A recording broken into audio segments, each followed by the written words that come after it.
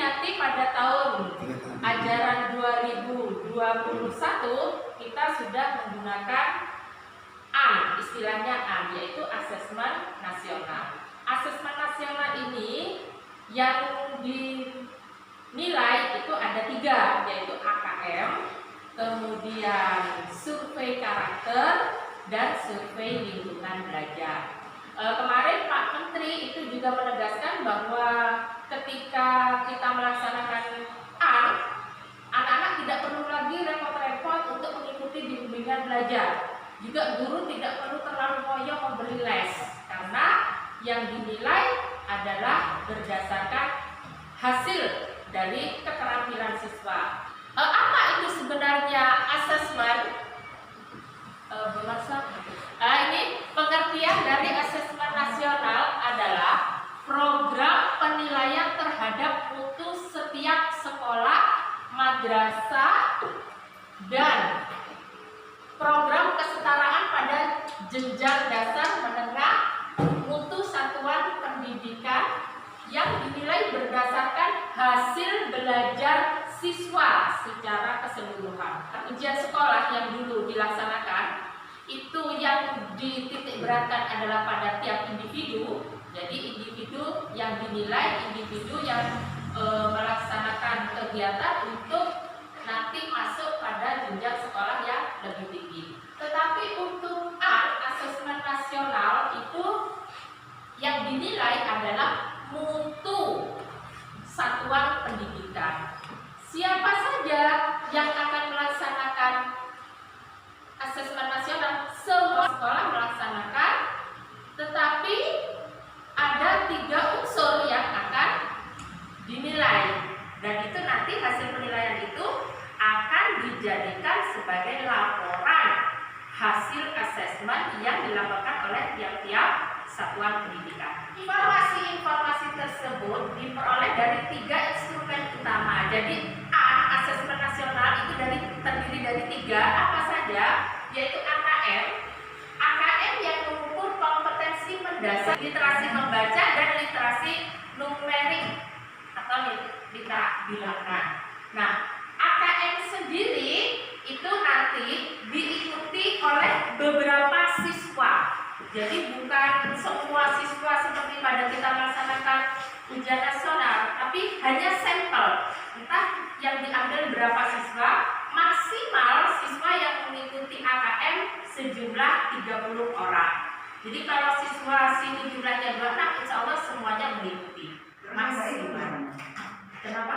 Kalau misalnya kita lebih dari 30 siswa, ya. Nah kan yang ikut cuma 30. Ya. Nah terus sisanya itu gimana? Tidak ikut. Itulah bedanya dengan UN. Kalau UN dulu kan semua. Nah terus nilainya juga ikut gimana? Yang dinilai nanti bukan yang proses AKM-nya, dan itu nanti yang melaporkan adalah satuan pendidikan. Jadi tidak berpengaruh kepada siswa. Jadi nanti yang dinilai itu adalah satuan pendidikannya, hasilnya. AKM itu menilai sekolah. Menilai mutu sekolah. Ya. Kalau anak-anak sendiri tidak. Nah, anak-anak itu yang dinilai untuk kelulusannya itu apa? Yang dipertimbangkan sebagai kelulusan. Sebagai kelulusan di sini sudah ada AKM. AKM itu apa? AKM itu nanti berbentuk soal. Kan yang bukan siswa yang mengerjakan kan bukan hanya siswa sampel, siswa yang tidak mengerjakan juga. Tidak. Nah, iya terus. Iya, tidak mengerjakan.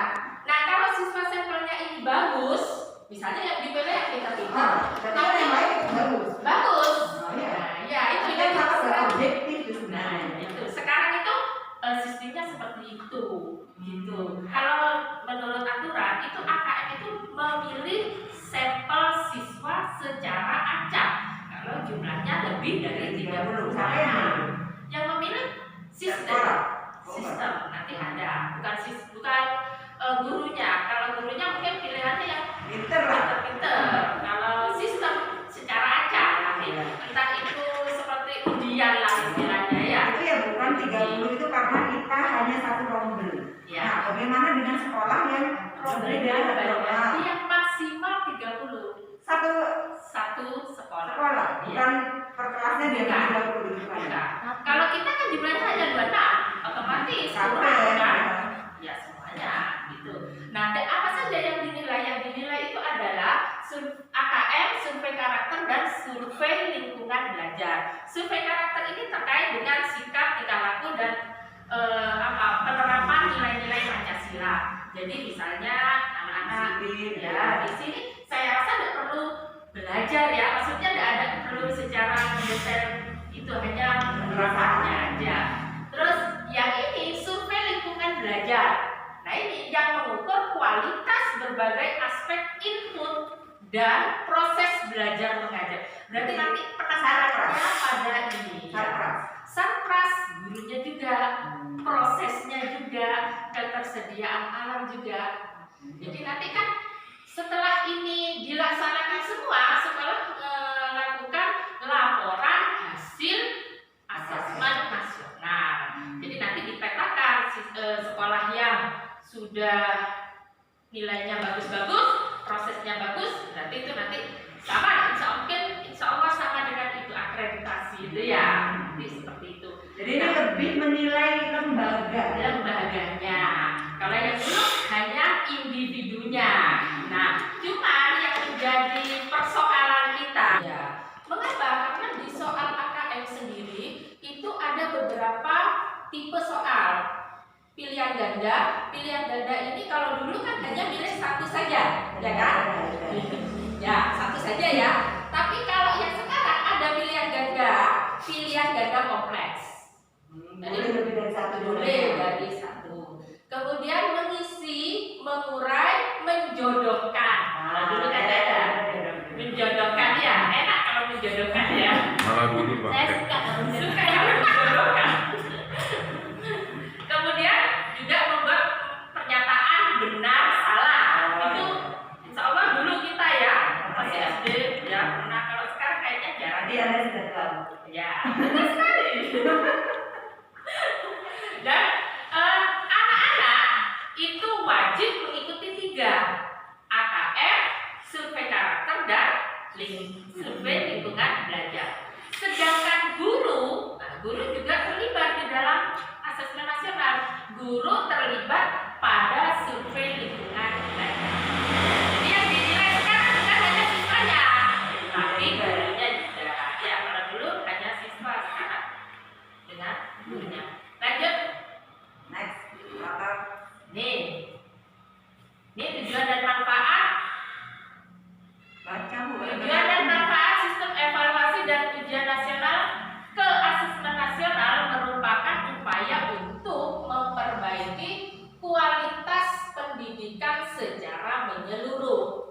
Berarti bukan hanya individu. Bagaimana bisa menyeluruh yang diambil cuma sampelnya saja? Dari sampel itu dianggap mewakili. Kalau adanya. Pasti SMP itu Ya, mendongkrak kan, Ya. mendongkrak siswanya. Nah, tapi kan kasihan anak yang punya kemampuan lebih lah katanya pintar, tetapi dia sekolahnya di pinggir, kan dia kan kena imbas. maksudnya inginnya sekolah di Tapi kan karena nilai sekolahnya itu nggak bagus, jadi dia kan nggak bisa masuk di sekolah yang dia inginkan.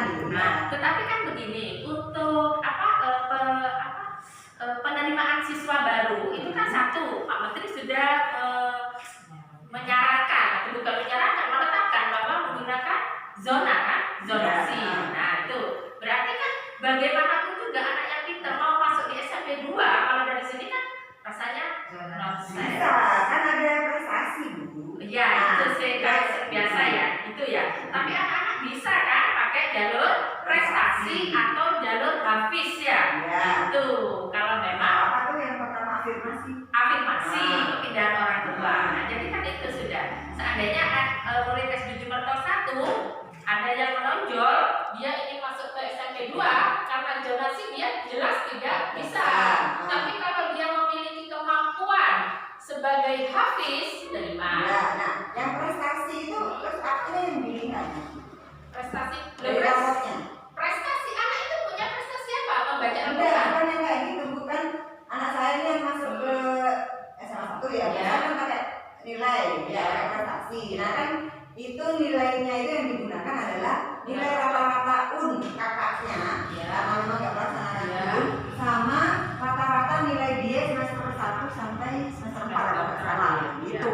Nah apakah itu juga berlaku di anak SD? Jelas berlaku. Kalau seperti itu kan yang digunakan pada SMP ya, SMP mau ke SMA ya. Nah, kalau nanti asesmen nasional ini dilaksanakan, insya Allah nilai lulusan berikutnya itu juga akan menentukan nilai adiknya, kan begitu berarti ya. Kalau itu secara secara akademik. Tapi kalau prestasi misalnya hafiz, kan tidak perlu itu. Ya, pribadi kan. Iya. Atau dia berhasil pencak silat. Silatnya saja yang macam cabur. Ya yang sebagai perhitungan. Tapi kalau secara akademis berdasarkan penjaringan itu ya paling tidak ya zonasi itu sudah, atau seperti tadi akademis yang di SMP mau ke SMA itu berarti kan nilai yang sebelumnya berpengaruh. Jadinya nanti ya seperti ini. Kalau kualitas sekolah kita itu bagus, nanti mempengaruhi kepada adik-adiknya gitu kan ya. Berarti yang sekarang ini memang yang jadi titik berat bukan lagi individu tetapi lembaga. Nah ini kriteria peserta asesmen nasional, kriteria pesertaan seluruh satuan pendidikan. Nah, jadi semua sekolah baik madrasah ataupun swasta, tidak semua murid. Tidak saja ya, hanya sampel. Pemilihan sampel secara acak. Nah, berarti kalau nanti sampelnya pas yang pintar-pintar ya bagus nilainya. Kalau pas acak yang dinilai yang kurang bagus. Ya. Berarti kan itu juga menjadi tanggung jawab guru semua, guru kelasnya juga, bahwa bagaimanapun juga harus meningkatkan nilai siswa supaya kalau dipilih secara acak semua siswa bisa, kan begitu ya intinya ya. Kemudian diambil dari kelas 5, jadi kelas pertengahan, kelas 5, 8, dan 11. Jadi kelas 5 untuk SD, kelas 8 SMP, dan kelas 11 SMA. Kemudian setiap peserta mengerjakan tes literasi membaca, tes literasi numerasi, survei karakter, dan survei lingkungan belajar. Tes literasi membaca itu bentuk soalnya kebanyakan adalah penalar, jadi tidak sama seperti pada UN. Kalau pada UN misalnya sebutkan ibu kota Indonesia, jawabannya pasti satu. Anak-anak diberi teks panjang sekali, ya panjang. Nanti di sana anak-anak disuruh mencari apa makna dari teks tersebut. Informasi apa yang kalian dapat dari teks tersebut.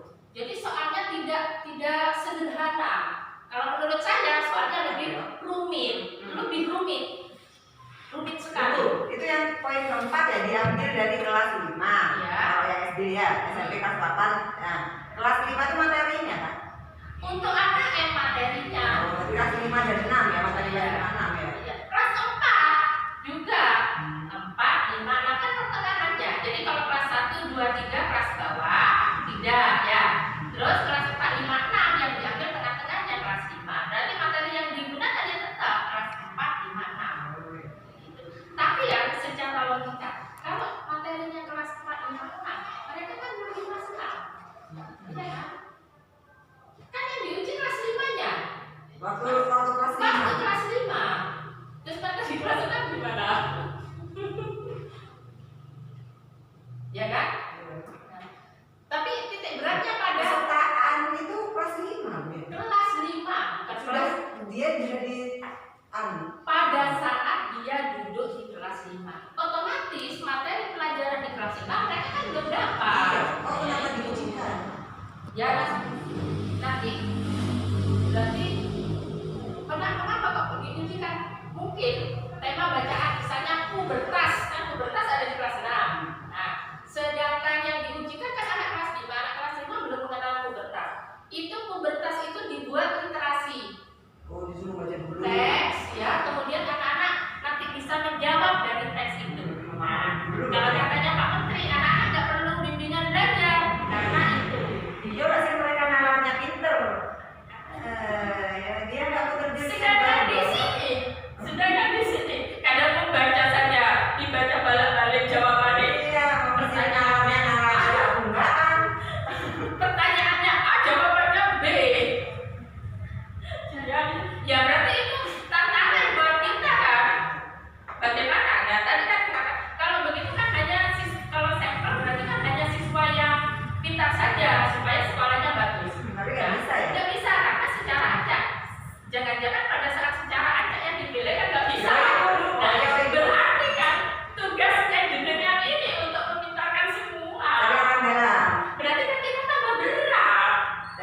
tugasnya. Jadi yang dibeli biar yang kita pintar.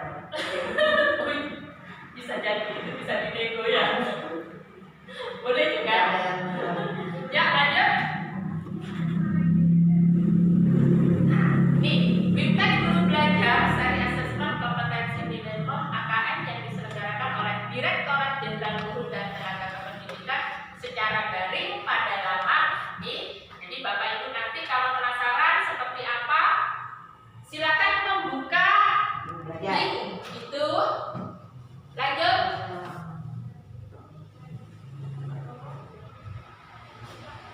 Nah, terima kasih. Monggo teman-teman, silakan mengunjungi lapannya. Terima kasih teman-teman sudah mau memenuhi undangan saya, mau berbagi. Saya mau membagikan dan teman-teman juga mungkin yang penasaran, monggo silakan dilihat di laman Guru Belajar. Terima kasih. Assalamualaikum warahmatullahi wabarakatuh.